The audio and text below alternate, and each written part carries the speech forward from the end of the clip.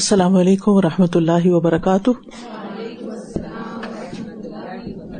نحمده ونصلی علی رسولہ الکریم. اما بعد فاعوذ باللہ من الشیطان الرجیم. بسم اللہ الرحمن الرحیم. رب اشرح لی صدری ویسر لی امری واحلل عقدۃ من لسانی یفقہوا قولی. شہر رمضان الذی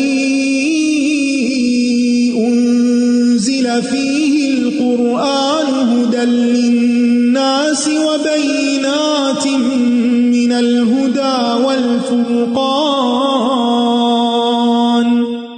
فمن شهد منكم الشهر فليصمه ومن كان مريضا أو على سفر فعدة من أيام أخر يريد الله بكم اليسر ولا يريد بكم العسر ولتكملوا العدة ولتكبروا الله على ما هداكم ولعلكم تشكرون. رمضان کو شہر الصبر بھی کہا جاتا ہے کہ یہ صبر کا مہینہ ہے. صبر کا مطلب ہوتا ہے رکنا، اپنے آپ کو تھام لینا، روک لینا. زندگی میں انسان کو بہت دفعہ ناخوشگوار واقعات کا تجربہ ہوتا ہے، بسا اوقات دوسروں کی زیادتی کا نشانہ بننا پڑتا ہے. اگر ایسے میں انسان جلد بازی سے کام لیتے ہوئے فوراً منفی رد عمل کا اظہار کرے تو معاملہ اور خراب ہو جاتا ہے. تو اس کا واحد حل کیا ہے کہ ایسے موقع پر انسان اپنے آپ کو روک لے. کس چیز سے؟ منفی رد عمل سے، اور کوئی بھی غلط قدم نہ اٹھائے. روزہ انسان کو بار بار یاد دہانی کراتا ہے کہ تم روزے سے ہو، کچھ کھانا نہیں، کوئی غلط بات زبان سے نہیں نکالنی، لڑائی جھگڑا نہیں کرنا، شور ہنگامے سے پرہیز کرنا ہے، چیخنے چلانے سے پرہیز کرنا ہے. اور اس کے لیے ہمیں جھگڑے کے موقع پر نبی صلی اللہ علیہ وسلم نے جو الفاظ سکھائے کہ اگر کوئی اس سے جھگڑا کرے تو وہ کیا کہے، ان امرؤ صائم، کہ میں روزے سے ہوں، یعنی میں خود کو کنٹرول کر سکتا ہوں، صبر کر سکتا ہوں. نبی صلی اللہ علیہ وسلم نے فرمایا روزہ ایک ڈھال ہے، جب تم میں سے کسی کا روزہ ہو تو وہ فحش گوئی نہ کرے اور نہ شور و شغب کرے. اگر کوئی اسے گالی دے یا اس سے لڑنے کی کوشش کرے تو کہہ دے میں روزہ دار آدمی ہوں. ابن عربی کہتے ہیں بے شک روزہ آگ سے ڈھال ہے، کیونکہ یہ شہوات سے رکنا ہے، اور آگ شہوات سے گھری ہوئی ہے. حفت الجنت بالمکارہ اور حفت النار بالشہوات. روزہ پسندیدہ چیزوں سے خود کو روک کر صبر کرنا سکھاتا ہے. تو اسی طرح انسان جب صبر کا عادی ہو جاتا ہے، اپنی صبر کی تربیت کر لیتا ہے، تو پھر ناپسندیدہ چیزوں کے مقابلے میں بھی انسان صبر کر سکتا ہے. صبر کرنے والوں کو اللہ تعالیٰ دنیا اور آخرت میں بہترین جزا دیتا ہے اور ان کو کامیاب قرار دیتا ہے. انی جزیتہم اليوم بما صبروا انہم هم الفائزون. آج میں نے انہیں ان کے صبر کرنے پر بدلہ دے دیا اور یہی کامیاب ہونے والے ہیں. صبر مشکل کام ہے لیکن اس کا بدلہ بہت بہترین ہے. اللہ تعالیٰ فرماتے ہیں وَجَزَاهُمْ بِمَا صَبَرُوا جَنَّةً وَحَرِيرًا، اور ان کے صبر کی وجہ سے ان کا بدلہ جنت اور حریر یعنی ریشم ہوگا. تو ہم سب کو چاہیے کہ ہم اس رمضان سے بہت کچھ سیکھنے کے ساتھ ساتھ صبر کرنا بھی سیکھیں. دنیا کی فکر، غم، پریشانیاں یہ انسان کو گھیرے ہوئے ہیں.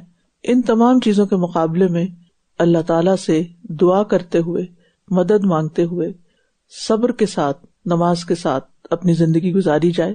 لہٰذا ہم ہر مشکل کام پر صبر کریں، زبان کی خاص حفاظت کریں، غلط بات نہ کرنے کا پختہ ارادہ کر لیں کہ ہم نے منہ سے غلط نہیں نکالنا کچھ. اپنا غصہ ضبط کریں، دوسروں کو غصے میں دیکھیں تو صبر کی تلقین کریں، اور خود کو یاد دہانی کراتے رہیں کہ منفی رد عمل شر کا دروازہ کھول دے گا اور مثبت رد عمل خیر کا دروازہ کھولے گا. اللہ سبحانہ وتعالی ہمیں خیر کی کنجیاں بنائے اور شر کے تالے بنائے. آج ہم انشاءاللہ سورۃ ہود سے شروع کریں گے. قرآن مجید کی تلاوت اور سماعت کے وقت نیت کی تجدید کر لیں کہ اللہ تعالیٰ مجھے اس سے اپنی رضا عطا فرما. میری اس محنت اور کوشش اور یہاں آنے، بیٹھنے، سننے اور اس وقت کو لگانے کو اپنی بارگاہ میں قبول فرما لے. مجھے اور میرے گھر والوں کو اپنے دین کی خدمت کے لیے چن لے. جو کچھ میں نے سیکھا ہے اسے میرے عمل کا حصہ بنا دے اور مجھے اس راستے پر استقامت عطا فرما. سورۃ ہود مکی سورت ہے. اس کی 123 آیات ہیں. ترتیب کے اعتبار سے 11 نمبر سورت ہے. نزول کے اعتبار سے 52 نمبر سورت ہے. اس سورت میں ہود علیہ السلام کے نام اور ان کے قصے کی تکرار ہے. اس سورت کی خصوصیت یہ ہے کہ اس سورت میں 5 بار ہود علیہ السلام کا نام آیا ہے اور اس میں قرآن کے اعجاز پر مشتمل 5 چیلنج والی آیات میں سے ایک شامل ہے. یہ قرآن میں نوح علیہ السلام کے قصے کو سب سے طویل بیان کرنے والی سورت ہے. سورت ہود کے بارے میں نبی صلی اللہ علیہ وسلم نے فرمایا شیبتنی ہود واخواتها قبل المشیب، مجھے سورت ہود اور اس جیسی سورتوں نے بڑھاپے سے پہلے بوڑھا کر دیا ہے. ابو بکر رضی اللہ عنہ نے کہا تھا اے اللہ کے رسول آپ تو بوڑھے ہو گئے ہیں. آپ نے فرمایا مجھے ہود، الواقعہ، المرسلات، اما یتساءلون اور اذا الشمس کورت نے بوڑھا کر دیا. وہ کیا چیز تھی ان صورتوں میں جس نے آپ پر اتنا اثر کیا تھا؟ وہ آخرت کی فکر تھی، وہ قیامت کے مناظر تھے اور لوگوں کو اس بڑی مصیبت سے بچانے کی فکر. کیا آج ہمارے اندر بھی آخرت کی فکر دنیا کی فکر سے زیادہ ہے؟ اور ہماری پرائرٹی نمبر 1 کیا ہے کہ ہمارے یہاں کے چھوٹے چھوٹے مسئلے حل ہو جائیں یا ہمیں جہنم کی آگ سے نجات مل جائے اور آخرت میں کامیابی ہو جائے؟ ہماری زندگی میں سب سے اہم ترین جو ہمارا گول یا ٹارگٹ ہونا چاہیے وہ یہی کہ ہم آخرت کے عذاب سے بچ جائیں، اور اس کے لیے سب سے زیادہ دعا مانگنے کی ضرورت ہے کوشش کے ساتھ ساتھ. بسم اللہ الرحمن الرحیم. الف لام را کتاب احکمت آیاته ثم فصلت من لدن حکیم خبیر. الا تعبدوا الا اللہ اننی لکم منہ نذیر وبشیر وان استغفروا ربکم ثم توبوا الیہ یمتعکم متاعا حسنا الی اجل مسمى وَيُؤْتِ كُلَّ ذِي فَضْلٍ فَضْلَهُ وَإِن تَوَلَّوْا فَإِنِّي أَخَافُ عَلَيْكُمْ عَذَابَ يَوْمٍ كَبِيرٍ. إِلَى اللَّهِ مَرْجِعُكُمْ وَهُوَ عَلَى كُلِّ شَيْءٍ قَدِيرٌ. أَلَا إِنَّهُمْ يَثْنُونَ صُدُورَهُمْ لِيَسْتَخْفُوا مِنْهُ أَلَا حِينَ يَسْتَغْشُونَ ثِيَابَهُمْ يَعْلَمُ مَا يُسِرُّونَ وَمَا يُعْلِنُونَ إِنَّهُ عَلِيمٌ بِذَاتِ الصُّدُورِ. وَمَا مِن دَابَّةٍ فِي الْأَرْضِ إِلَّا عَلَى اللَّهِ رِزْقُهَا وَيَعْلَمُ مُسْتَقَرَّهَا وَمُسْتَوْدَعَهَا كُلٌّ فِي كِتَابٍ مُبِينٍ. وَهُوَ الَّذِي خَلَقَ السَّمَاوَاتِ وَالْأَرْضَ فِي 6 أَيَّامٍ وَكَانَ عَرْشُهُ عَلَى الْمَاءِ لِيَبْلُوَكُمْ أَيُّكُمْ أَحْسَنُ عَمَلًا. وَلَئِن قُلْتَ إِنَّكُمْ مَبْعُوثُونَ مِنْ بَعْدِ الْمَوْتِ لَيَقُولَنَّ الَّذِينَ كَفَرُوا إِنْ هَذَا إِلَّا سِحْرٌ مُبِينٌ. وَلَئِنْ أَخَّرْنَا عَنْهُمُ الْعَذَابَ إِلَىٰ أُمَّةٍ مَّعْدُودَةٍ لَيَقُولُنَّ مَا يَحْبِسُهُ أَلَا يَوْمَ يَأْتِيهِمْ لَيْسَ مَصْرُوفًا عَنْهُمْ وَحَاقَ بِهِمْ مَا كَانُوا بِهِ يَسْتَهْزِئُونَ. الف لام را، یہ ایک کتاب ہے جس کی آیات پختہ کی گئی ہیں، پھر بہت حکمت والے خوب باخبر کی طرف سے کھول کر بیان کی گئی ہیں. محکم آیات، پختہ آیات، پکی، خوب جچی تلی، جن میں ٹھیک ٹھیک حقیقت بیان کر دی گئی ہے. حقیقت یہ ہے کہ قرآن میں کوئی بھی نقص اور خرابی نہیں. قرآن مجید ایک ایسی کتاب ہے کہ جس نے اپنی بات کو کھول کھول کر واضح طریقے سے بتا دیا ہے. اس میں کوئی بیان الجھا ہوا، گنجلک اور مبہم نہیں. ہر بات کو الگ الگ صاف صاف سمجھا کر بتایا گیا ہے. اسی طرح لفظوں میں بھی ایک پختگی ہے. ایسے لفظ استعمال کیے گئے ہیں کہ جن سے معنی بہت کھل کے بیان ہوتا ہے. یہ کہ تم اللہ کے سوا کسی کی عبادت نہ کرو، بے شک میں تمہارے لیے اس کی طرف سے ایک خبردار کرنے والا اور خوشخبری دینے والا ہوں. اور یہ کہ تم اپنے رب سے بخشش مانگو، پھر اس کی طرف پلٹ آؤ، وہ تمہیں ایک مقرر مدت تک اچھا سامانی زندگی دے گا اور ہر صاحب فضل کو اس کا فضل عطا کرے گا. اور اگر تم منہ پھیرو گے تو میں تم پر ایک بڑے دن کے عذاب سے ڈرتا ہوں. قرآن مجید کا پیغام واضح ہے. وہ لوگوں کو اللہ سبحانہ تعالیٰ کی عبادت کی بغیر کسی شرک کے دعوت دیتا ہے، اور نبی صلی اللہ علیہ وسلم لوگوں کو اسی حقیقت کے بارے میں خبردار کرنے کے لیے آئے تھے، اور جو آپ کی بات کو مان لے اس کو خوشخبری دینے والے تھے. اور پھر یہاں جو یہ بات کی گئی کہ تم اپنے رب سے بخشش مانگو، نہیں جو کچھ ہو چکا سو ہو چکا، آئندہ کے لیے معافی طلب کرو اور اس کی طرف پلٹ آؤ، اپنا لائف سٹائل بدل لو. تو اس کا فائدہ کیا ہوگا؟ تمہیں ایک مقرر مدت تک، یعنی جب تک تمہاری زندگی ہے، دنیا میں بھی بھلائی نصیب ہوگی، اور ہر صاحب فضل کو اس کا فضل عطا کرے گا. یعنی جن لوگوں کے اخلاق پاکیزہ ہوں گے، اعمال اچھے ہوں گے، ان کے لیے دنیا میں بھی اچھائی ہوگی، اور آخرت میں تو پھر ان کے لیے حقیقی عزت اور کامیابی ہے. اس لیے ہم سب کو اپنے معاملات درست کرنا ہے. لوگوں کو ہم سے بھلائی کی توقع ہونی چاہیے. لوگ ہم سے معاملہ کرتے ہوئے گھبرائے نہیں، اور اللہ سبحانہ تعالیٰ کا تقوی اختیار کرتے ہوئے ہم اللہ تعالیٰ کی طرف رجوع کریں. اور یہاں پر پہلے نمبر پر کرنے کا کام جو بتایا گیا وہ استغفار ہے. استغفار کا مطلب کیا ہے؟ کہ انسان اپنے گناہوں کا اعتراف کرے اور اللہ تعالیٰ سے یہ درخواست کرے کہ وہ اب ان گناہوں کو مٹا دے اور ان کو ڈھانپ دے.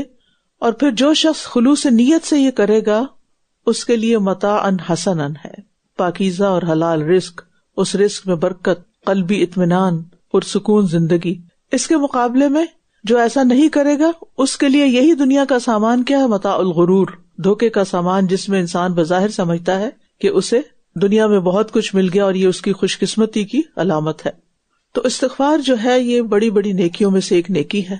اور جو شخص اپنے قول، عمل، حال، رزق یا قلبی کیفیت میں کوئی کمی محسوس کرتا ہے تو اسے چاہیے کہ وہ اپنی توحید کو خالص کرے اور اس کے ساتھ ساتھ کثرت سے استغفار کرے، کیونکہ یہ دونوں چیزیں، یعنی لا الہ الا اللہ، اللہ سبحانہ تعالی کی عبادت شرک کے بغیر، اور پھر خالص استغفار، یہ شفا کا ذریعہ ہے، ہر طرح کے رنج و غم سے نجات کا ذریعہ ہے، انسانوں کے امراض کا علاج ہے. قتادہ کہتے ہیں یہ قرآن تمہیں تمہارے مرض اور اس کے علاج کی راہ دکھاتا ہے، پس تمہارا مرض گناہ ہے اور تمہارا علاج استغفار ہے. اللہ ہی کی طرف تم سب کو لوٹنا ہے اور وہ ہر چیز پر خوب قدرت رکھنے والا ہے. کسی مجرم کو سزا دینے کے لیے دو چیزیں ہوتی ہیں، ایک یہ کہ مجرم حاضر ہو، اور دوسرا یہ کہ سزا دینے والا سزا دینے پہ قادر ہو. اور یہاں ہم دیکھتے ہیں کہ دونوں ہی شرائط پوری ہوتی ہیں. خبردار یہ اپنے سینوں کو دوہرا کرتے ہیں تاکہ یہ اس سے چھپ سکیں. خبردار جس وقت یہ اپنے آپ کو کپڑوں سے ڈھانپ رہے ہوتے ہیں وہ جانتا ہے جو کچھ یہ چھپاتے ہیں اور جو یہ ظاہر کرتے ہیں، بے شک وہ سینوں کے بھید خوب جانتا ہے. جب بھی انسان حق کی کوئی بات سنتا ہے تو عام طور پر لوگوں کا رویہ یہ ہوتا ہے کہ فوری طور پر اس کو قبول نہیں کرتے.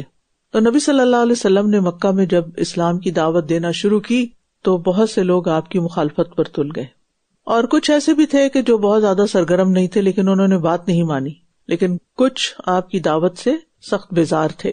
اور ان لوگوں کا رویہ کیا تھا کہ وہ آپ سے کتراتے تھے، آپ سے ملتے بھی نہیں تھے، آپ کی کوئی بات سننے کو تیار نہیں ہوتے تھے، آپ کو دیکھتے تو الٹے پاؤں پھر جاتے تھے، دور سے ہی رخ بدل لیتے، رستہ بدل لیتے، یا کپڑے کی اوٹ میں منہ چھپا لیتے تاکہ آمنا سامنا ہی نہ ہو، اور کہیں ایسا نہ ہو کہ آپ سامنے آ جائیں اور پھر ہمیں کوئی نصیحت کریں یا کوئی بات بتائیں. تو ایسے ہی لوگوں کی طرف یہاں اشارہ کیا گیا ہے کہ کچھ لوگ حق بات کو سننا ہی نہیں چاہتے بلکہ سامنا ہی نہیں کرنا چاہتے، لیکن وہ یہ بھول جاتے ہیں کہ اپنے دلوں میں اسلام کے خلاف، اللہ کی بات کے خلاف عناد رکھنا، بغض رکھنا، نفرت رکھنا، یہ اللہ سے چھپا ہوا نہیں، اللہ تعالیٰ ان سب چیزوں سے خوب باخبر ہے. اور زمین پر چلنے والا کوئی جاندار ایسا نہیں جس کا رزق اللہ کے ذمہ نہ ہو، اور وہ اس کے ٹھکانے اور اس کے سونپے جانے کی جگہ کو جانتا ہے. سب کچھ ایک واضح کتاب میں درج ہے. یعنی زمین پر بسنے والا ہر جاندار، اس کا ٹھکانہ، اس کا آنا جانا، وہ کہاں کہاں جا رہا ہے، مثلاً ایک چڑیا کی اڑان کہاں سے کہاں تک ہوتی ہے، سب اس کے علم میں ہے. ایک شہد کی مکھی کہاں کہاں جا کر کس کس پھول پہ بیٹھ کے رس چوستی ہے، وہ سب چیزیں جانتا ہے. اور پھر یہ ہے کہ ان سب کو رزق دینے والا بھی وہی ہے، اور رزق کی فراہمی سب مخلوقات کی اللہ ہی کی ذمہ ہے. اللہ رزقھا. انسان کا جہاں تک معاملہ ہے تو رزق کے تمام خزانے اگرچہ اللہ کے ہاتھ میں ہیں، لیکن انسان کو محنت کرنے کا حکم دیا گیا ہے. اور پھر صرف محنت ہی کافی نہیں، اور اپنے اسباب پر بھروسہ کرنا ہی کافی نہیں، بلکہ اللہ پر توکل کرنا ضروری ہے. اللہ پر توکل کرنے سے اللہ تعالیٰ رزق دیتا ہے، لیکن اس کے لیے نکلنا پڑتا ہے. اور جو رزق ہماری قسمت میں ہے اسے کوئی روک نہیں سکتا. اور انسان کی دنیا میں آنے سے پہلے ہی ماں کے پیٹ میں اس کا رزق بھی لکھ دیا جاتا ہے. اور وہی ہے جس نے آسمانوں اور زمین کو 6 دنوں میں پیدا کیا، اور اس کا عرش پانی پر تھا تاکہ وہ تمہیں آزمائے کہ تم میں سے کون عمل میں زیادہ اچھا ہے. اور اگر آپ کہیں کہ تم لوگ موت کے بعد اٹھائے جانے والے ہو، تو یہ لوگ جنہوں نے کفر کیا ضرور کہیں گے کہ یہ تو کھلم کھلا جادو ہے. اس کائنات کا خالق اللہ ہے، کیونکہ خالق اور معبود وہی ہو سکتا ہے جو کسی سے پیدا نہ کیا گیا ہو. مخلوق معبود نہیں ہو سکتی، اس کا حق صرف اللہ کو ہے. خالق وہ ہو سکتا ہے جو سب سے پہلے ہو اور پھر اسے کبھی موت نہ آئے. حی لا یموت. جو کچھ بھی نظر آتا ہے سب اسی نے بنایا ہے، اور وہی ان چیزوں کا مالک بھی ہے. اور یہاں بتایا جا رہا ہے کہ کیوں بنایا ہے. زندگی کا مقصد بتایا جا رہا ہے ہمیں کہ تم میں سے کون عمل میں زیادہ اچھا ہے. یعنی یہ آیت جو ہے ایک پیغام ہے ہم سب کے لیے، جو انسان کے زندگی کے مقصد کو واضح کرتی ہے. اور وہ کیا ہے؟ عبادت، اخلاص اور نیک اعمال میں سبقت لے جانا. اور دنیا میں جو کچھ ہم کرتے ہیں وہ سب اسی امتحان کا حصہ ہے. اصل کامیابی وہی ہے جو اللہ کے ہاں مقبول ہے. اور یہاں زندگی سے پہلے موت کا ذکر کیا گیا ہے، کیونکہ موت کی تیاری اسی صورت میں ہو سکتی ہے جب انسان اپنی زندگی کا مقصد سمجھتا ہو. اور کوئی عمل بھی اس وقت تک اچھا نہیں ہوتا جب تک کہ انسان کو یہ نہ پتا ہو اس کا نتیجہ کیا نکلنے والا ہے. جس چیز کا بڑا فائدہ ہونے والا ہوتا ہے اس کے لیے انسان محنت بھی زیادہ کرتا ہے، اور جس چیز کا نقصان بڑا ہونے والا ہوتا ہے انسان اس سے بچنے کی فکر بھی زیادہ کرتا ہے. اور اگر ہم ایک گنی چنی مدت تک ان سے عذاب کو مؤخر کر دیں تو یہ ضرور کہیں گے کہ کس چیز نے اسے روک رکھا ہے. سنو، جس دن وہ عذاب ان پر آ جائے گا تو ان سے پھیرا نہیں جائے گا، اور وہ چیز انہیں گھیر لے گی جس کا یہ مذاق اڑایا کرتے تھے.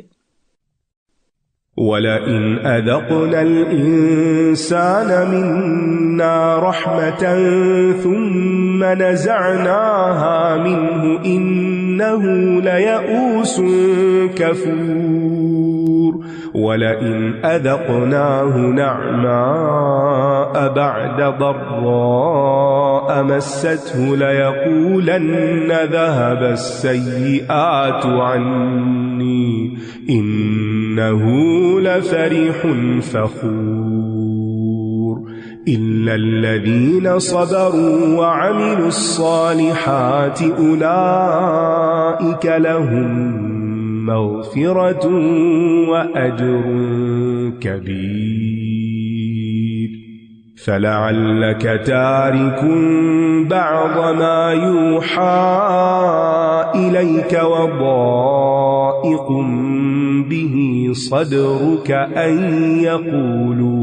أَن يَقُولُوا لَوْلَا أُنزِلَ عَلَيْهِ كَنزٌ أَوْ جَاءَ مَعَهُ مَلَكٌ إِنَّمَا أَنتَ نَذِيرٌ وَاللَّهُ عَلَى كُلِّ شَيْءٍ وَكِيلٌ.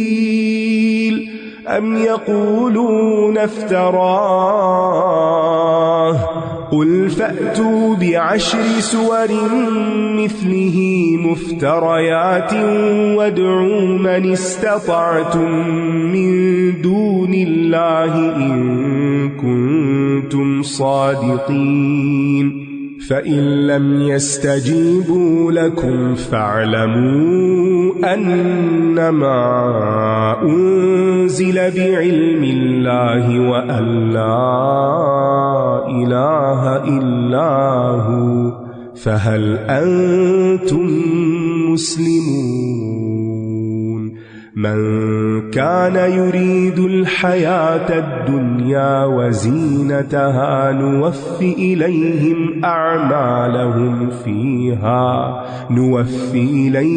أعمالهم فيها وهم فيها لا يبخسون أولئك الذين ليس لهم في الآخرة إلا النار وحبط ما صنعوا فيها وباطل ما كانوا يعملون أفمن كان على بينة من ربه ويتلوه شاهد منه ومن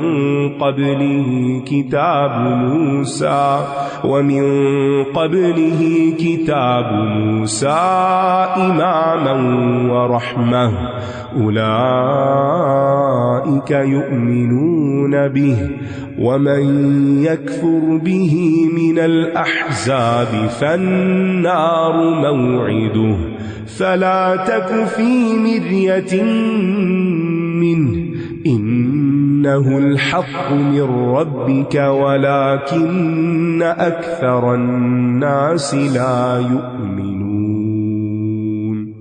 ومن أظلم ممن افترى على الله كذبا أولئك يعرضون على ربهم ويقول الأشهاد هؤلاء الذين كذبوا على ربهم ألا لعنة الله على الظالمين الذين يصدون عن سبيل الله ويبغونها عوجا وهم بالآخرة هم كافرون أولئك لم يكونوا معجزين في الأرض وما كان لهم من دون الله من أولياء يضاعف لهم العذاب ما كانوا يستطيعون السمع وما كانوا يبصرون أولئك الذين خسروا أنفسهم وضل عنهم ما كانوا يفترون لا جرم أنهم في الآخرة هم الأخسرون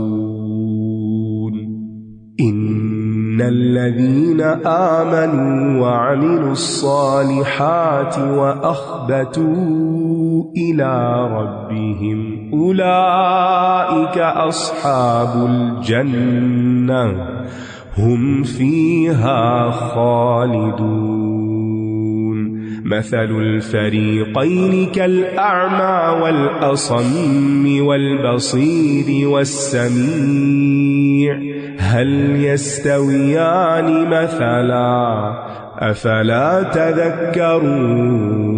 تذكرون और अगर हम इंसान को अपनी तरफ से रहमत का मजा चखाएं फिर हम उसे उससे वापस ले लें यानी नेमत दे के नेमत वापस ले लें किसी भी किस्म की नेमत तो यकीनन वो बहुत मायूस होने वाला इंतहाई नाशुक्रा हो जाता है अल्लाह से नाराज हो जाता है और ये इंसानों के अंदर पाई जाने वाली एक मजमूम सिफत है यानी मुजम्मत की हुई सिफत है यानी तकलीफ आने पर वो उसकी बहुत बुराई बयान करने लगता है नाउमीद हो जाता है नाशुक्रापन करता है और अगर हम उस तकलीफ के बाद जो उसे पहुंची थी आसाइश का मजा चखाएं यानी पहले तकलीफ थी फिर आराम आ गया तो यकीनन वो जरूर कहेगा कि सब तकलीफें मुझसे दूर हो गईं बेशक वो बहुत इतराने वाला बहुत फख्र करने वाला बन जाता है यानी अगर अल्लाह ताला मोहताजी के बाद खुशहाली से या बीमारी और तकलीफ के बाद सेहत से नवाजता है تو کہنے لگتا ہے کہ اب کیا ہے، اب تو آرام ہی آرام اور راحت اور عیش خوشحالی ہے، اور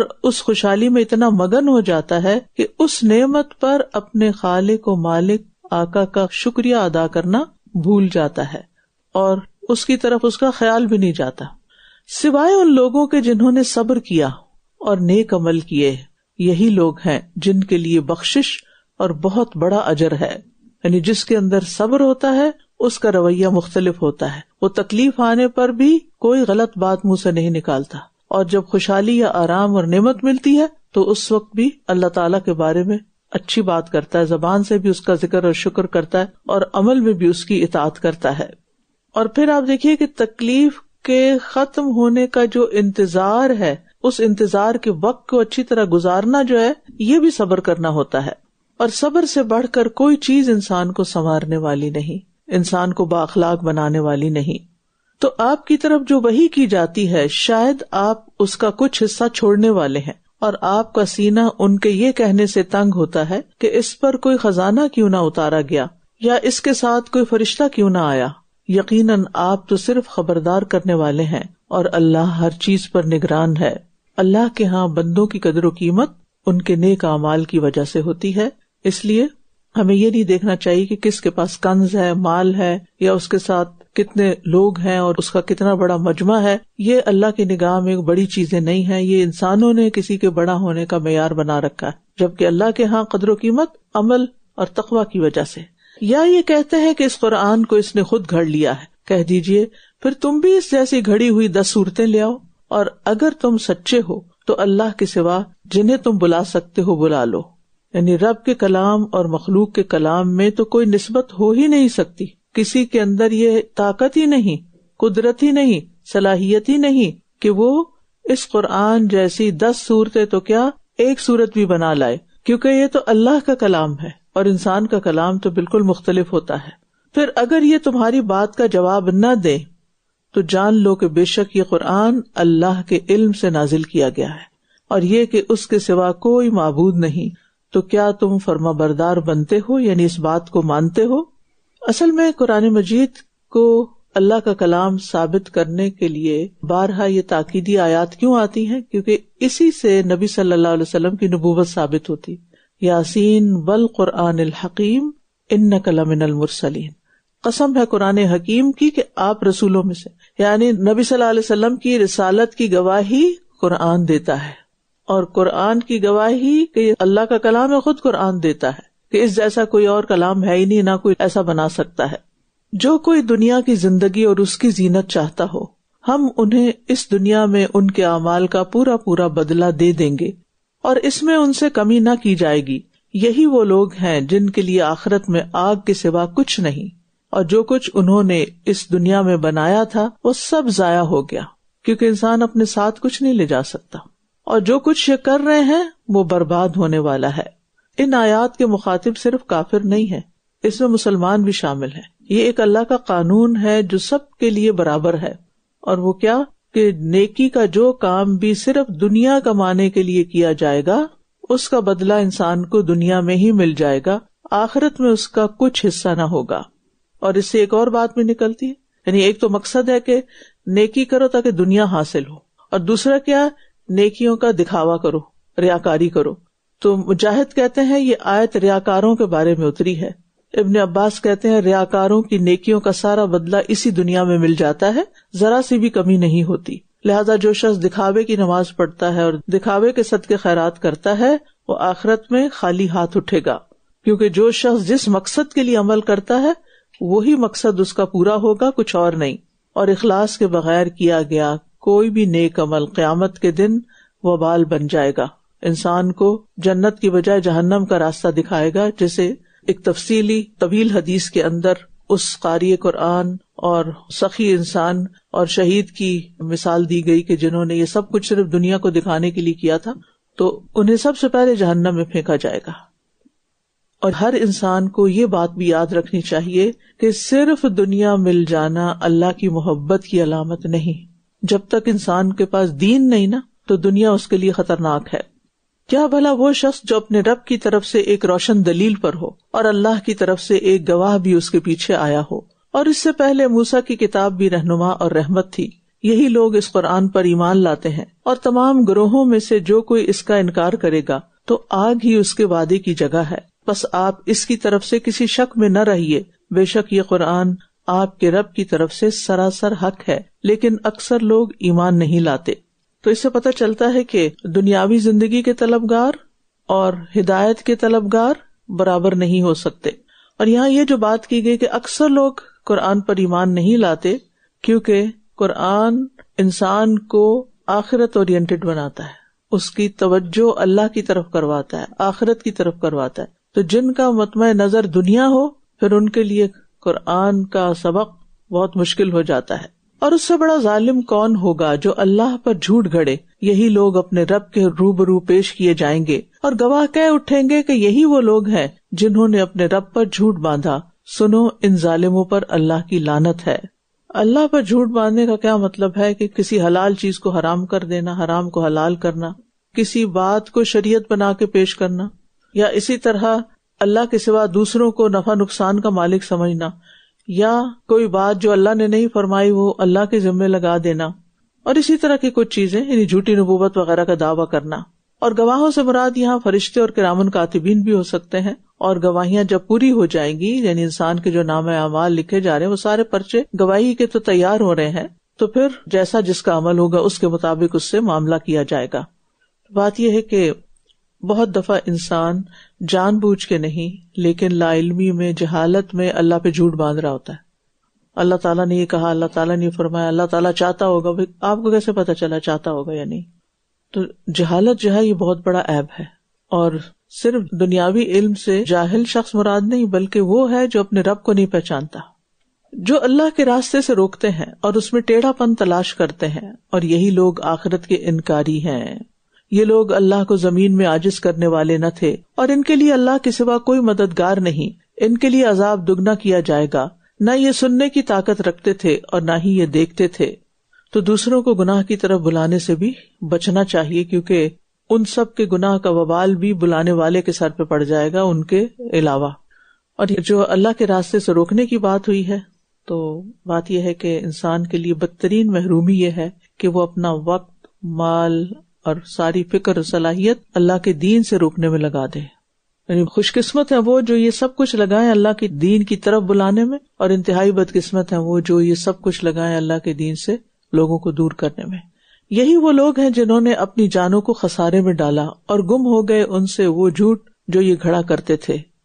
کوئی شک نہیں کہ یقیناً یہی آخرت میں سب سے زیادہ خسارہ پانے والے ہیں. یعنی اللہ تعالیٰ کے احکامات پر درست طریقے سے عمل نہ کرنا زیادہ خسارے کا باعث ہے. صحیح طور پر عمل کرنا چاہیے. مطلب ایک شخص اللہ کا کوئی حکم مانتا ہی نہیں تو اس کو تو ایک الگ سزا ملے گی، لیکن ایک وہ ہے جو حکم تو مان رہا ہے، مثلا نماز پڑھ رہا ہے لیکن صحیح طریقے سے نہیں پڑھ رہا، وضو کر رہا ہے لیکن صحیح طریقے سے وضو نہیں کر رہا.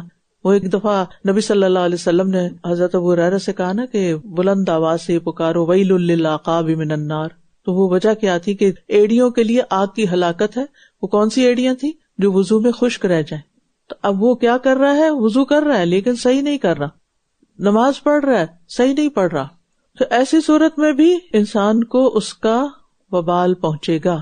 اس لیے اپنے فرائض ادا کرنے کے لیے دین کا علم سیکھنا نہایت ضروری ہے کہ کون سا کام کرنا کیسے ہے. اور ایسے لوگوں نے اپنے لیے خسارے کو پسند کیا، یعنی انہوں نے کام ایسے کیے کہ جس سے ان کو خسارہ ہوگا. یعنی انہیں جنت کے درجات بھی مل سکتے تھے اپنی کوششوں کے بدلے اگر صحیح ڈائریکشن پہ ہوتی، اور انہوں نے کیا کیا؟ اس کے بدلے اپنے لیے جہنم کے گڑھے چن لیے. جنت کی نہروں کے بدلے جہنم کے کھولتے ہوئے پانی کو اختیار کر لیا، اور سربند شراب کی بجائے زہریلی اور گرم ہوا اور کھولتا ہوا پانی، اور گھنے سایوں کے بدلے دھوؤں کا سایہ، اور اسی طرح بلند و بالا محلات کی بجائے جہنم کی گہرائی اور درکات، اللہ کی قربت اور دیدار کی بجائے اللہ کے غضب اور عذاب کو دعوت دی. بے شک جو لوگ ایمان لائے اور انہوں نے نیک عمل کیے اور اپنے رب کی طرف عاجزی کی، یہی لوگ جنت کے ساتھی ہیں، وہ اس میں ہمیشہ رہنے والے ہیں. اخبتوا الی ربہم، یعنی ہر ایک سے کٹ کر اپنے رب کی طرف پوری دل جمعی اور کامل یکسوئی کے ساتھ جھک پڑے. اخبات کا مطلب ہوتا ہے جھکنا، عاجزی کرنا، یعنی وہ اللہ کی عظمت کے سامنے جھکنے والے ہیں. اپنے دل میں اس کی محبت اور اس کا خوف اور اسی پر امیدیں رکھنے والے ہیں، اور انہی حالات میں اس کی طرف لوٹے اور اللہ کے حضور اپنی مسکنت اور عاجزی کا اظہار کیا۔ ان دونوں گروہوں کی مثال ایسی ہے، یعنی جن کا ذکر ہوا ہے، جیسے ایک اندھا اور بہرا ہو اور دوسرا دیکھنے اور سننے والا۔ کیا یہ دونوں مثال میں برابر ہو سکتے ہیں؟ کیا پھر بھی تم نصیحت حاصل نہیں کرتے؟ یعنی مومن اور کافر دونوں ایک دوسرے کی ضد ہیں۔ ایک اندھا اور بہرا ہے کیونکہ وہ حق کو نہیں دیکھتا، حق کے دلائل نہیں سن پاتا، حق بات سننے کو تیار نہیں، اور اس کے برعکس مومن کا معاملہ کیا ہے کہ وہ حق میں دلچسپی رکھتا ہے، وہ حق کو جاننا چاہتا ہے، اور حق کو جان کر حق اور باطل میں تمیز کر سکتا ہے، اور حق کو جان کر اپنے شکوک و شبہات کا ازالہ کرتا ہے اور باطل سے رکتا ہے۔ تو وہ لوگ جو وحی الہی سے سیراب ہوتے ہیں اور وہ جو اندھیروں میں بھٹک رہے ہیں ایک جیسے نہیں ہو سکتے۔ وَلَقَدْ أَرْسَلْنَا نُوحًا إِلَىٰ قَوْمِهِ إِنِّي لَكُمْ نَذِيرٌ مُّبِينٌ أَلَّا تَعْبُدُوا إِلَّا اللَّهَ إِنِّي أَخَافُ عَلَيْكُمْ عَذَابَ يَوْمٍ أَلِيمٍ فقال الملأ الذين كفروا من قومه ما نراك إلا بشرا مثلنا وما نراك اتبعك إلا الذين هم أراذلنا بادي الرأي وما نرى لكم علينا من فضل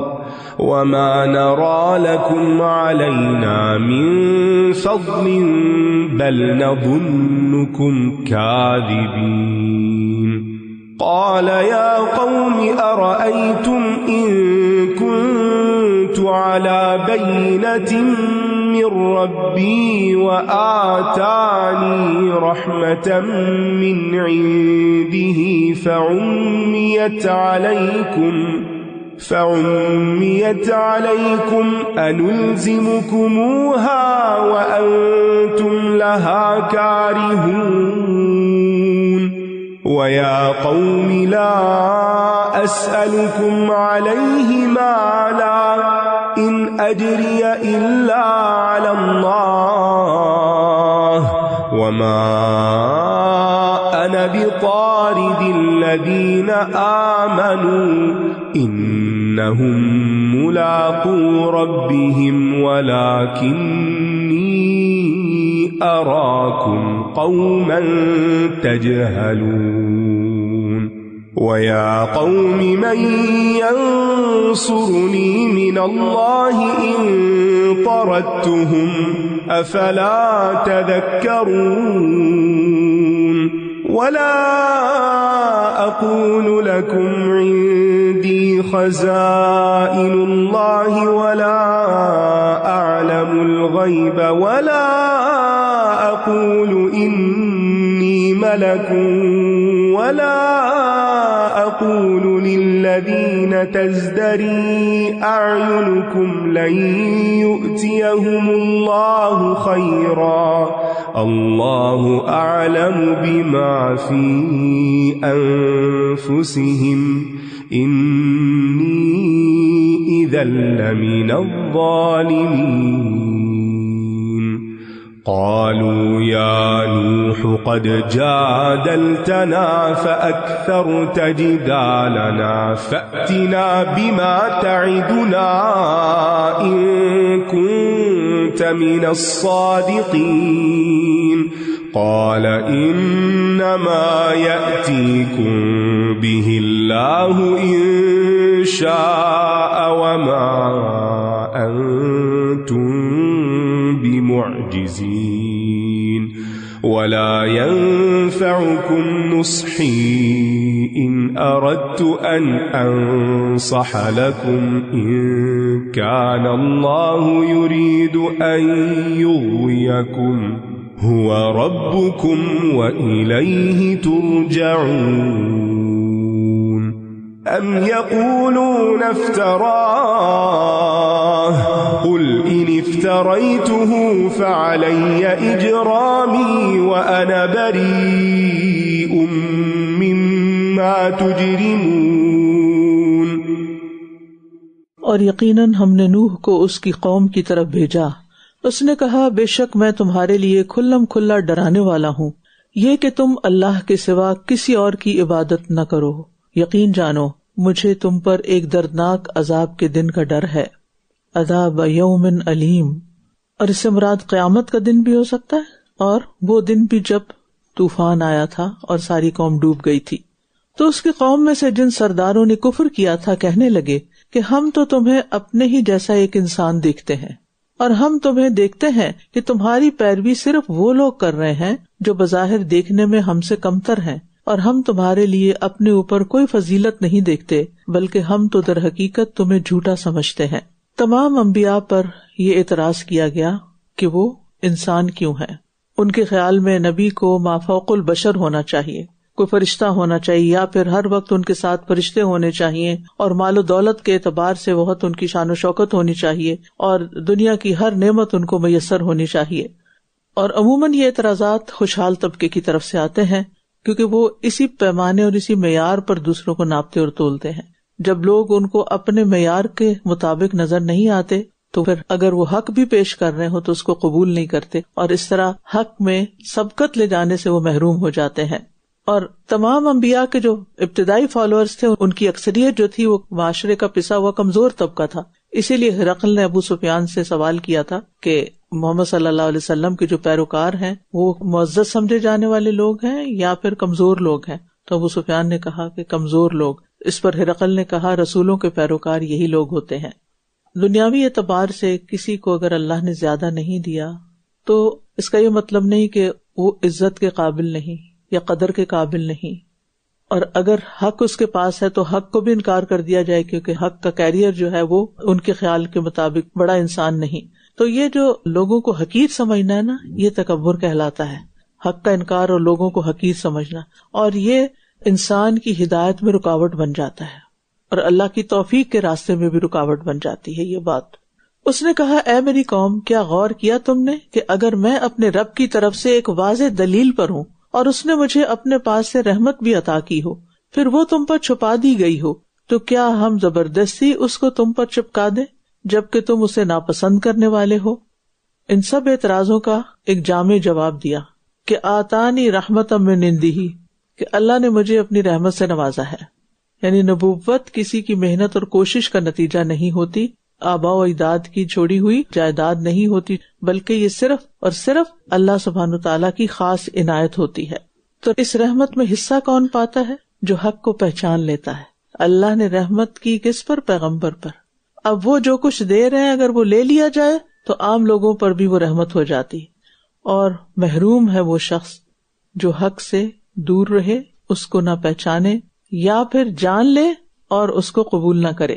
فَعُمِّيَتْ عَلَيْكُمْ، حق کے معاملے میں اندھا بنا رہے، سب کچھ دیکھنے والا ہو لیکن حق نظر نہ آتا ہو، سچائی کو نہ پہچان سکے. اور اے میری قوم، میں اس کام پر تم سے کسی مال کا سوال نہیں کرتا، میرا اجر تو اللہ کے ذمہ ہے، اور جو لوگ ایمان لائے ہیں میں ان کو اپنے سے دور کرنے والا نہیں ہوں. بے شک وہ اپنے رب سے ملاقات کرنے والے ہیں، جبکہ میں دیکھتا ہوں کہ تم ایسے لوگ ہو جو جہالت برت رہے ہو. پیغمبر ہمیشہ بے غرض ناصح ہوتے ہیں.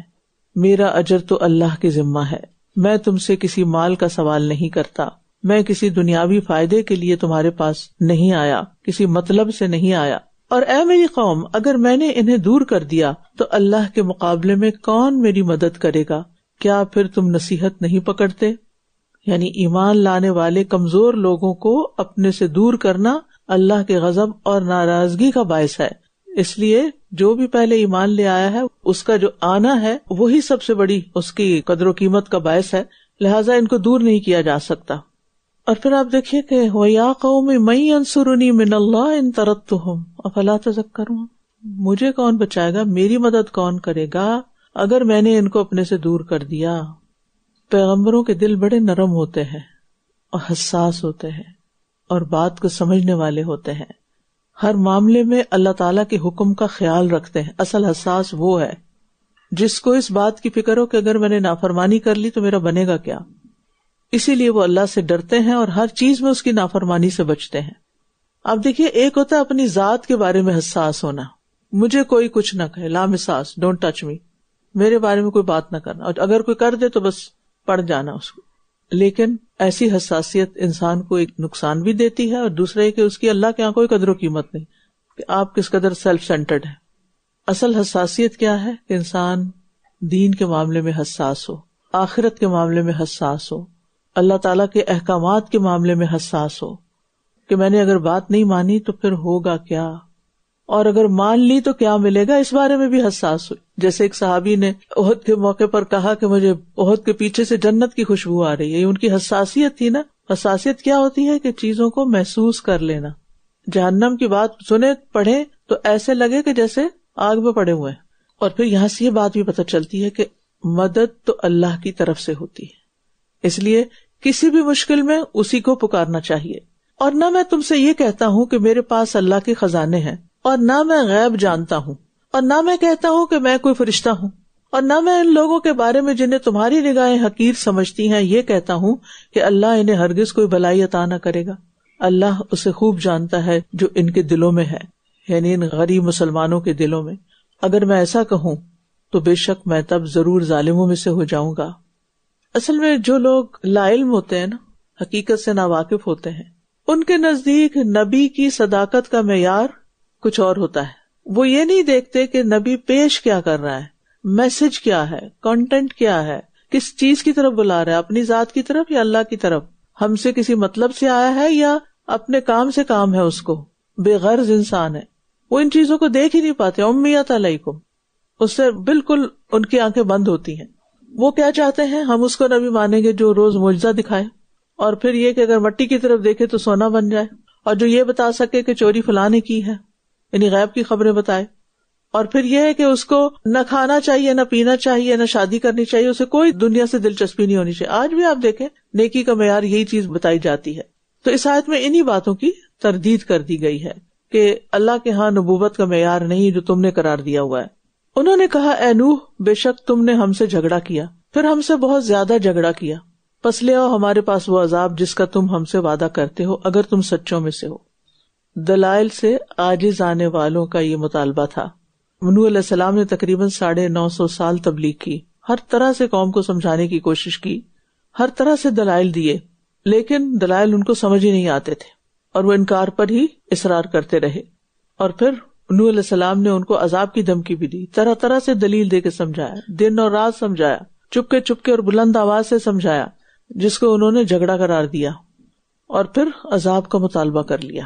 کس قدر ناسمجھی کی بات ہے. یعنی پہلی ناسمجھی تو ان کی یہ تھی کہ پیغمبر کا کلام انہیں سمجھ نہیں آ رہا تھا، اور پھر عذاب مانگنا اپنے لیے، یہ اس سے بھی بڑی ناسمجھی تھی. ابو جہل نے بھی یہ انداز اپنایا تھا. اگر وہ لوگ سچے ہوتے، شکر گزار ہوتے، تو نوح علیہ السلام کو شکریہ کہتے کہ آپ نے ہمیں اتنی بڑی حقیقت سے آگاہ کر دیا ہے کہ آگے ہمارے ساتھ کیا ہونے والا ہے اور ہمیں دنیا میں کیسے زندگی بسر کر کے آنا ہے. اور یہاں پر ایک اور بات بھی ہے کہ اگر بالفرض نوح علیہ السلام نے ان سے کوئی بحث کی بھی تھی یا ان کو ان کی باتوں کا جواب بھی دیا تھا، تو حق کو ثابت کرنے کے لیے ایسا کیا جا سکتا ہے. بعض اوقات ایسا ہوتا ہے نا کہ کوئی شخص آپ پر اعتراض کر دیتا، جی آپ نے یہ بات کیوں کہی، تو آپ کہتے ہیں کہ یہ قرآن کی روشنی میں کہی ہے، تو ماننے کو تیار نہیں ہوتا. پھر آپ اس کو آیت کا نمبر، ریفرنس وغیرہ دیتے ہیں کہ یہ دیکھو لکھا ہوا. پھر وہ کوئی اور حجت نکال لیتا ہے تو پھر آپ اس کا جواب دیتے ہیں. یہ ہوتی ہے بحث. یعنی ایک اعتراض آتا ہے، آپ اس کا جواب دیتے، پھر اعتراض، پھر جواب. تو اگر حق کو ثابت کرنے کے لیے ایسا کیا جائے اور معقول طریقے سے کیا جائے تو اس کی اجازت ہے، لیکن اس کا یہ مطلب نہیں کہ ہر وقت آپ بحث چھیڑ دیں. اس کا بھی کوئی موقع محل ہوتا ہے، مقام ہوتا ہے، کیونکہ انسان کو اللہ نے اتنی سینس دی ہے کہ سمجھ جائے کہ سامنے والا ماننا چاہتا ہے، جاننا چاہتا ہے، یا پھر صرف بحث و مباحثہ کرنا چاہتا ہے، الجھانا چاہتا ہے آپ کو. تو انسان اس سے اوائڈ کرے اور بہت سی چیزوں کا جواب نہ دے، لیٹ گو، جاؤ. اور یہ جو گمراہ لوگ ہوتے ہیں نا، دنیا میں ہر دور میں ایسے لوگ رہے ہیں اور ان کا یہی اخلاق ہوتا ہے کہ وہ آپ کو وقتاً فوقتاً کسی نہ کسی پلیٹ فارم سے چھیڑتے ہیں، آپ پر کچھ الزام لگا دیں گے، آپ کے بارے میں کوئی غلط پروپیگنڈا شروع کر دیں گے تاکہ آپ کا میسج تھرو نہ ہو، لوگوں تک نہ پہنچے، کیونکہ انہوں نے خود حق کو نہیں اپنایا، لہٰذا وہ نہیں چاہتے کہ کوئی اور بھی اس کو اپنائے، اور اس حق کو وہ پھر برے برے نام بھی دیتے ہیں. اس نے کہا، بے شک اللہ ہی اسے تم پر لائے گا اگر وہ چاہے گا، اور تم ہرگز اللہ کو عاجز کرنے والے نہیں ہو. और अगर मैं तुम्हारी खैर खाही करना चाहूं तो मेरी खैर खाही तुम्हें कुछ फायदा न देगी। अगर अल्लाह तुम्हें भटकाने का इरादा रखता हो, वही तुम्हारा रब है और उसी की तरफ तुम लौटाए जाओगे। या ये कहते हैं कि इसने इसे खुद घड़ लिया है। कह दीजिए, अगर मैंने इसे खुद घड़ लिया है तो मेरे जुर्म का जिम्मा मुझ ही पर है और मैं उस जुर्म से बरी हूँ जो तुम कर रहे हो। तो बहरहाल उनकी कौम ने अपना अमल बदलने की बजाय क्या किया? एतराजात शुरू कर दिए। وأوحي إلى نوح أنه لن يؤمن من قومك إلا من قد آمن فلا تبتئس بما كانوا يفعلون واصنع الفلك بأعيننا ووحينا ولا تخاطبني في الذين ظلموا إنهم مغرقون ويصنع الفلك وكلما مر عليه ملأ من قومه سخروا منه قال إن تسخروا منا فإنا نسخر منكم كما تسخرون فسوف تعلمون من يأتيه عذاب يخزيه ويحل عليه عذاب مقيم حتى إذا جاء أمرنا وفارت النور قل نحمل فيها من كل زوجين اثنين وأهلك إلا من سبق عليه القول وما آمن معه إلا قليل وقال اركبوا فيها بسم الله مجريها ومرساها إن ربي لغفور رحيم وهي تجري بهم في موج كالجبال ونادى نوح ابنه وكان في معزل يا بني اركب معنا ولا تكن مع الكافرين قال سآوي إلى جبل يعصمني من الماء قال لا عاصم اليوم من أمر الله إلا من رحم وحال بينهما الموج فكان من المغرقين وقيل يا أرض ابلعي ماءك ويا سماء أقلعي وغيض الماء وقضي الأمر واستوت على الجود وقيل بعدا للقوم الظالمين ونادى نوح ربه فقال رب إن ابني من أهلي وإن وعدك الحق وأنت أحكم الحاكمين قال يا نوح إنه ليس من أهلك إنه عمل غير صالح فلا تسألني ما ليس لك به علم إني أعظك أن تكون من الجاهلين قال رب إني أعوذ بك أن أسألك ما ليس لي به علم وإلا تغفر لي وترحمني أكن من الخاسرين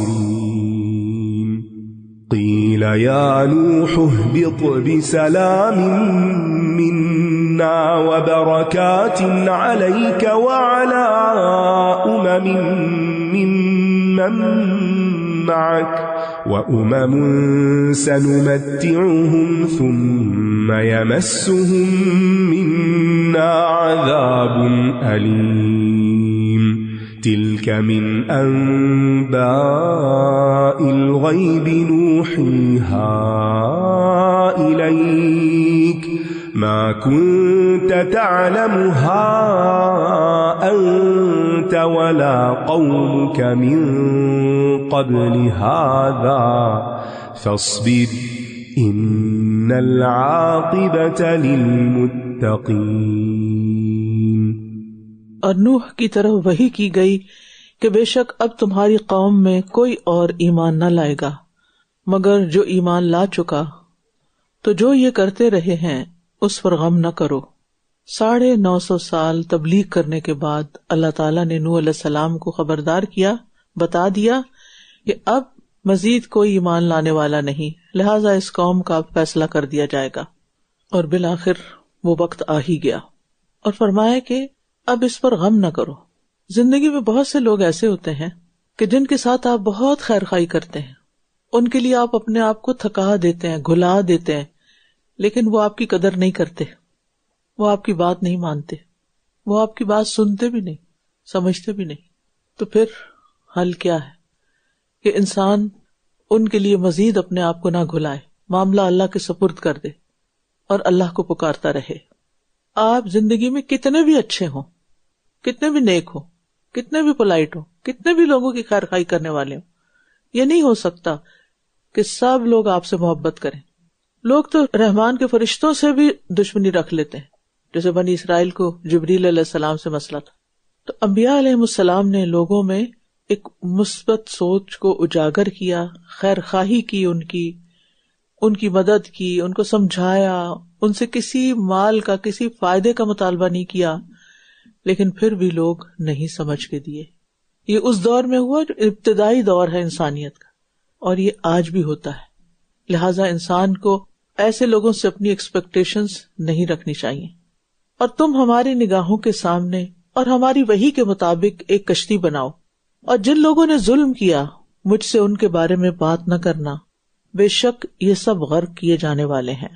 یعنی ظلم کرنے والوں پہ ترس نہیں کھانا، کیونکہ پیغمبروں کے دل بڑے نرم ہوتے ہیں، وہ لوگوں کی مخالفتیں، زیادتیاں، دشمنیاں برداشت کر کر کے، ان کے ساتھ پھر بھی خیر خواہی کر کر کے آخر ان کے اندر یہ چیز راسخ ہو جاتی ہے کہ ہر حال میں خیر خواہی کرنی ہے، وہ اچھا کریں برا کریں، اچھا ہی کرنا ہے ان کے ساتھ۔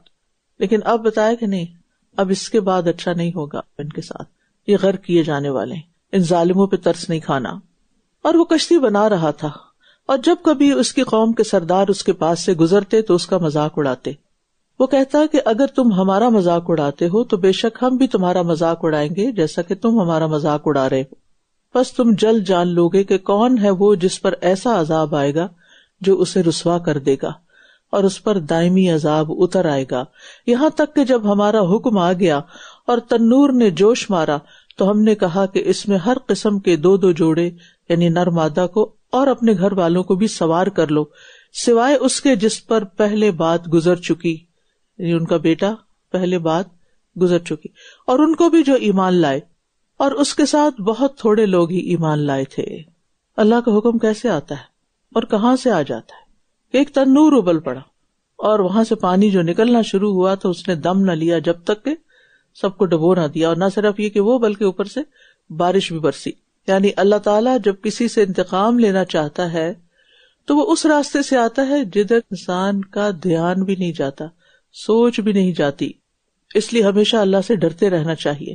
جو مہلت ملی ہوئی ہے، ڈھیل ملی ہوئی ہے، اس سے کسی دھوکے میں نہیں پڑنا چاہیے کہ ہماری غلط کاریوں کے باوجود اگر اللہ تعالیٰ نہیں پکڑ رہا تو اللہ کو ہماری کوئی پرواہ نہیں، جو مرضی ہم کریں۔ نہیں، ایک وقت مقرر ہے، اور جب وہ آ گیا تو وہاں سے پکڑ آئے گی کہ تم سوچ بھی نہیں سکتے۔ اور اس نے کہا اس کشتی میں سوار ہو جاؤ، اللہ کے نام سے اس کا چلنا اور اس کا ٹھہرنا ہے، بے شک میرا رب یقیناً بہت بخشنے والا، بہت رحم کرنے والا ہے۔ تو یہاں آداب بتائے جا رہے ہیں کہ سواری پر سوار ہونے سے پہلے چاہے کتنی ایمرجنسی کی کیفیت ہو، اور بظاہر عذاب آ رہا ہے، پانی ابل رہا ہے اور جلدی جلدی سب کو سوار ہونا ہے، لیکن بسم اللہ پڑھ کے سوار ہو۔ ہمارے لیے بھی یہ حکم ہے کہ اپنی گاڑی میں داخل ہوتے ہوئے، اپنے گھر میں داخل ہوتے ہوئے، اب کسی جگہ پہ جاتے ہوئے بسم اللہ، اور یہ کشتی جو تھی اللہ کے لشکروں میں سے ایک لشکر تھی جس پر وہ سب لوگ سوار ہو گئے. اور پھر آپ دیکھیے کہ دعا کے آخر میں غفور الرحیم کی صفت کس کے لیے ہے؟ وَإِنَّ رَبَّكَ لَذُو مَغْفِرَةٍ لِلنَّاسِ، جیسے سورۃ رعد میں آتا ہے عَلَىٰ ظُلْمِهِمْ، اور إِنَّ رَبَّكَ لَشَدِيدُ الْعِقَابِ. وَقَالَ ارْكَبُوا فِيهَا بِسْمِ اللَّهِ مَجْرَاهَا وَمُرْسَاهَا إِنَّ رَبِّي لَغَفُورٌ رَحِيمٌ. یعنی اللہ سبحانہ وتعالیٰ کی یہ رحمت تھی کہ ایمان لانے والوں کو وہ بچا رہا تھا، اور وہ انہیں لے کر پہاڑوں جیسی موجوں میں چل رہی تھی. پہاڑوں جیسی موجیں، پہاڑوں کی چوٹیاں بھی اوپر نیچے ہوتی ہیں تو وہ بھی اسی طرح لہریں کھا رہی. اور نوح نے اپنے بیٹے کو پکارا جبکہ وہ ایک الگ جگہ میں تھا، وہ گھر والوں کے ساتھ نہیں تھا، الگ تھا ان سے، عادتوں میں بھی اور رہن سہن میں بھی وہ کچھ اور ہی تھا. اے میرے پیارے بیٹے، ہمارے ساتھ سوار ہو جاؤ اور کافروں کے ساتھ نہ رہو، ان کو دوست نہ بناؤ، ان کا طریقہ زندگی اختیار نہ کرو، ہمارے ساتھ آؤ. آخری وقت بھی سمجھایا کہ غرق ہونے والوں کے ساتھ نہ رہو.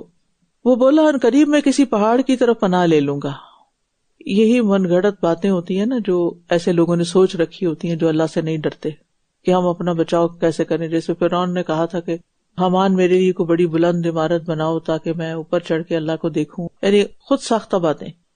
وہ بولا ان قریب میں کسی پہاڑ کی طرف پناہ لے لوں گا جو مجھے پانی سے بچا لے گا.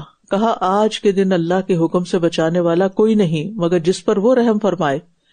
اسی دوران ان دونوں کے درمیان ایک موج حائل ہو گئی تو وہ غرق ہونے والوں میں سے ہو گیا.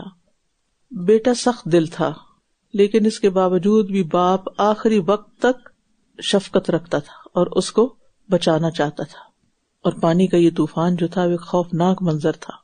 بات یہ ہے کہ جب دل بگڑ جاتا ہے نا کسی کا تو پھر واقعات اور نصیحتیں اور عبرت کی چیزیں کچھ بھی اثر نہیں کرتی.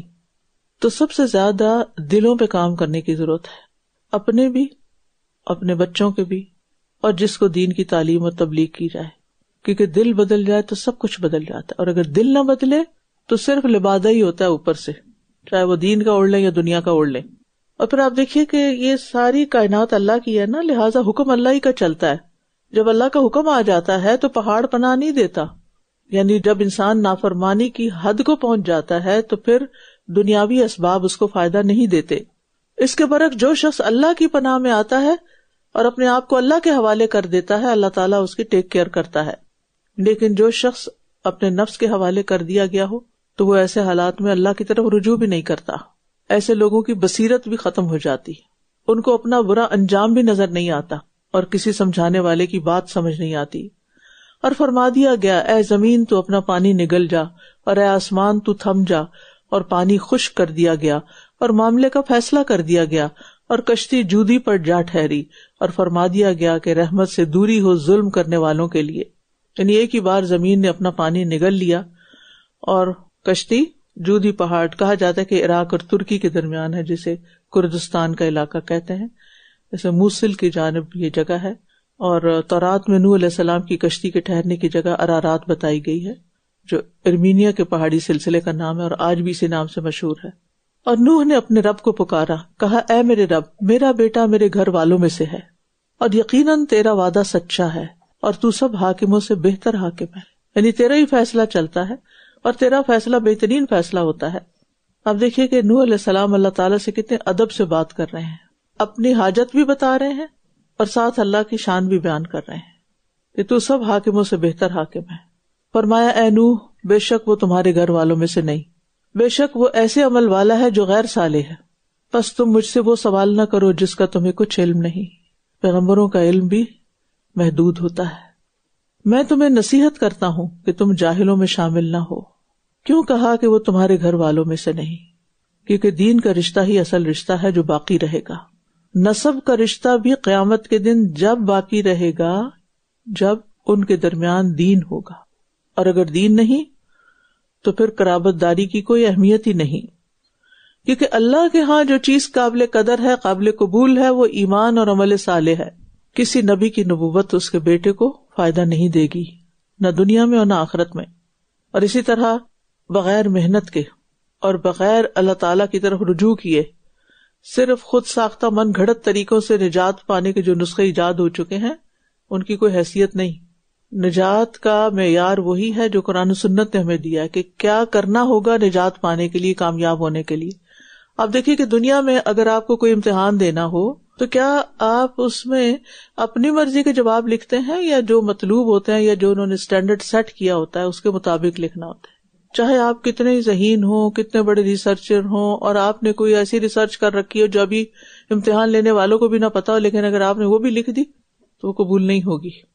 اور پھر آپ دیکھیے کہ نوح علیہ السلام کی دعا یہاں قبول نہیں ہوئی، کیونکہ اللہ تعالیٰ کیا فرمانے ہیں، وہ مت مانگو جس کا تمہیں علم ہی نہیں. یعنی یہ دعا کیوں نہیں قبول ہو رہی، اس کا علم اللہ کو پتا ہے، اس کی حکمت اور مصلحت اللہ ہی جانتا ہے. نوح علیہ السلام نے یہ جو کہا نا میرا بیٹا میرے گھر والوں میں سے ہے، تو اللہ تعالیٰ نے فرمایا یا نوح انہ لیس من اہلک، وہ تمہارا بیٹا نہیں ہے. یعنی جو تمہارے دین پر نہیں وہ تمہارا نہیں، چاہے وہ تمہارا اپنا ہی بیٹا کیوں نہ ہو.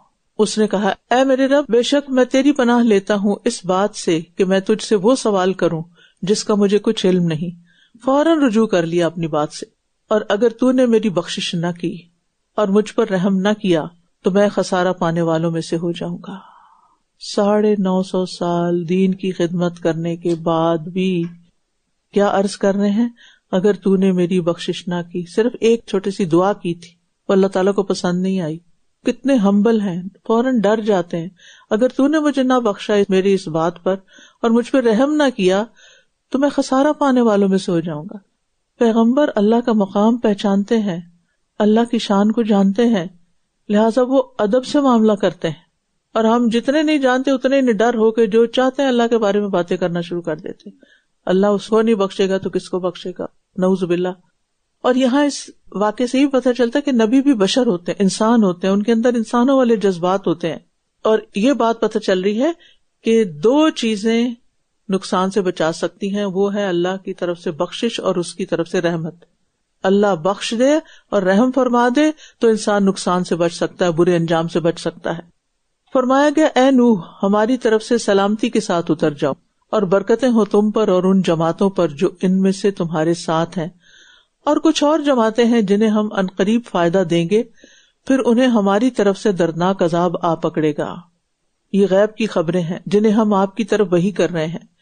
اس سے پہلے نہ تو آپ اور نہ آپ کی قوم انہیں جانتی تھی، بس آپ صبر کیجئے، بے شک اچھا انجام تقوی والوں ہی کے لیے ہے.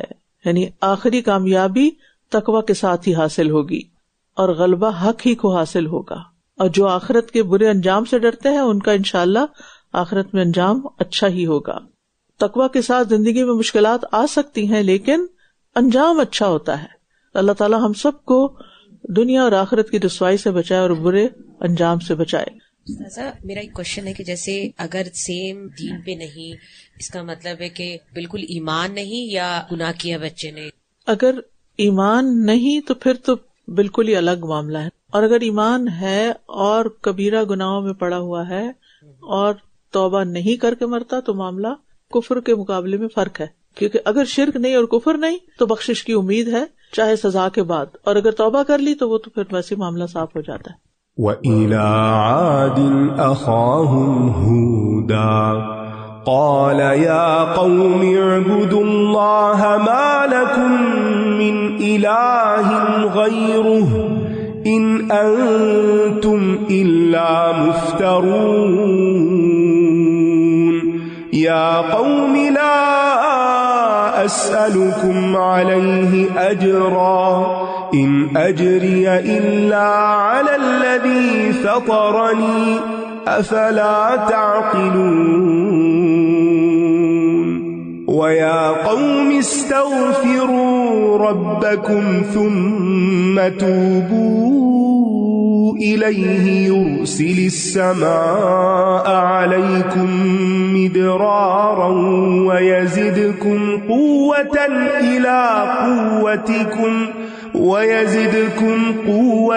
إِلَىٰ قُوَّتِكُمْ وَلَا تَتَوَلَّوْا مُجْرِمِينَ.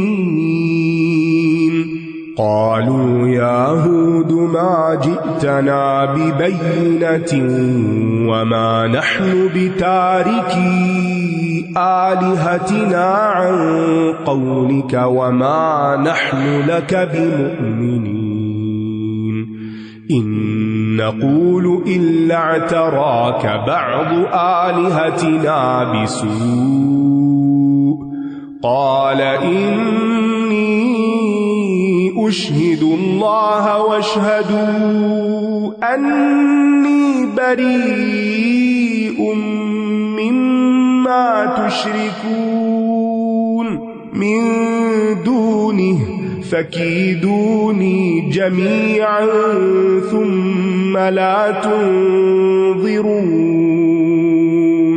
إني توكلت على الله ربي وربكم ما من دابة إلا هو آخذ بناصيتها إن ربي على صراط مستقيم فإن تولوا فقد أبلغتكم ما أرسلت به إليكم ويستخلف ربي قوما غيركم ولا تضرونه شيئا إن ربي على كل شيء حفيظ ولما جاء أمرنا نجينا هودا والذين آمنوا معه برحمة منا ونجيناهم من عذاب غليظ وتلك عاد جحدوا بآيات ربهم وعصوا رسله واتبعوا أمر كل جبار عنيد وأتبعوا في هذه الدنيا لعنة ويوم القيامة ألا إن عادا كفروا ربهم ألا بعدا لعاد قوم هود. اور عاد کی طرف ہم نے ان کے بھائی ہود کو بھیجا. اس نے کہا اے میری قوم اللہ کی عبادت کرو، اس کے سوا تمہارا کوئی معبود نہیں، تم تو محض جھوٹ گھڑ رہے ہو. یعنی غیر اللہ کی عبادت ایک جھوٹ ہے اور یہ جھوٹے معبود تم نے بنا رکھے ہیں جن کے سامنے اپنی حاجتیں پیش کرتے ہو. اے میری قوم میں تم سے اس پر کسی اجر کا سوال نہیں کرتا، میرا اجر تو اسی کے ذمہ ہے جس نے مجھے پیدا کیا ہے، پھر بھی تم عقل سے کام نہیں لیتے. یعنی ایسا مخلص شخص اور ایسا بے غرض تمہیں پیغام دے رہا ہے، اس کی بات کو کچھ تو وزن دو، نہ کہ بلا سوچے سمجھے کچھ غور کیے تم اس کو رد ہی کر دو. تو جو لوگ عقل سے کام نہیں لیتے وہ معاملے کی تہ تک نہیں پہنچتے، سوچتے ہی نہیں کہ کہنے والا کہہ کیا رہا ہے، کہاں سے کہہ رہا ہے، کون ہے، کیا کرتا ہے. اور اے میری قوم اپنے رب سے مغفرت طلب کرو، بخشش مانگو، پھر اس کی طرف لوٹ آؤ تو وہ تم پر آسمان سے خوب برسنے والی بارش بھیجے گا اور تمہاری قوت پر مزید قوت کا اضافہ کرے گا اور تم مجرم بن کر منہ نہ پھیرو. کہا جاتا ہے کہ قوم عاد زراعت میں دلچسپی لیتے تھے اور کچھ عرصے سے خشک سالی کی مصیبت کا شکار تھے، بارش نہیں ہو رہی تھی، تو اس کو دور کرنے کے لیے ہود علیہ السلام نے انہیں اپنے گناہوں سے توبہ استغفار کی تلقین کی کہ اس سے بارشیں برسیں گی، اور ان کو یقین دلایا کہ اگر تم صرف ایک اللہ کی طرف رجوع کرو گے، اپنے پچھلے گناہوں کی معافی مانگ لو گے تو اللہ تعالیٰ تمہاری دنیاوی زندگی میں بھی آسانی پیدا کرے گا، تمہاری مالی اور بدنی قوت دونوں میں اضافہ ہوگا، خوشحالی کا دور دورہ ہو جائے گا. تو اس کا تو انہوں نے کوئی جواب نہیں دیا اور مزید ایک معجزے کا مطالبہ کر دیا. اور یہ جو استغفار اور رحمت کا کنیکشن ہے نا، تو جتنا زیادہ انسان استغفار کرتا ہے نا اتنی زیادہ رحمت آتی ہے اللہ کی. اور استغفار کی برکت ہر چیز میں مددگار ہے، ہر مشکل میں، صرف بارشیں نہیں برسانے کے لیے بلکہ قوت میں اضافہ. انہوں نے کہا اے ہود تو ہمارے پاس کوئی واضح دلیل نہیں لایا اور نہ ہی ہم تیری بات کی وجہ سے اپنے معبودوں کو چھوڑنے والے ہیں اور نہ ہی ہم تیری بات ماننے والے ہیں. خواہش نفس دلیل کو دیکھنے سے بھی اندھا کر دیتی ہے، چاہے وہ کتنی ہی واضح کیوں نہ ہو، کیونکہ نفس صرف اپنی خواہش پوری کرنے پہ تلا ہوا ہوتا ہے اور یہ خواہشات دل کو اندھا کر دیتی ہیں. پھر انسان کو کچھ اور نظر نہیں آتا، حق نظر نہیں آتا، اپنا فائدہ نظر نہیں آتا. ہم اس کے سوا کچھ نہیں کہتے کہ ہمارے کچھ معبودوں نے تجھے کسی تکلیف میں مبتلا کر دیا ہے. اس نے کہا بے شک میں اللہ کو گواہ بناتا ہوں اور تم بھی گواہ رہو کہ میں یقیناً ان سے بری ہوں جنہیں تم اللہ کا شریک ٹھہراتے ہو، اس کے سوا شریک ٹھہراتے ہو، لہٰذا تم سب میرے خلاف چال چلو، پھر تم مجھے بالکل مہلت نہ دو. آپ دیکھیے کہ کس طرح پوری بصیرت کے ساتھ یقین ہے ان کو اپنے حق پر ہونے کا، اور کتنے کانفیڈنس کے ساتھ بات کرتے ہیں. وہ ان کو ڈرا رہے ہیں اور ان کو خوف دلا رہے ہیں کہ دیکھو تم پر یہ جو مشکلات ہیں اور یہ اتنی مخالفت ہے، یہ ہمارے معبودوں کو تم جو برا کہتے ہو نا، تو ان کی طرف سے شامت آئی ہے تم پر. تو انہوں نے کہا کہ جو چال میرے خلاف چلنی ہے چل لو، مجھے مہلت نہ دو.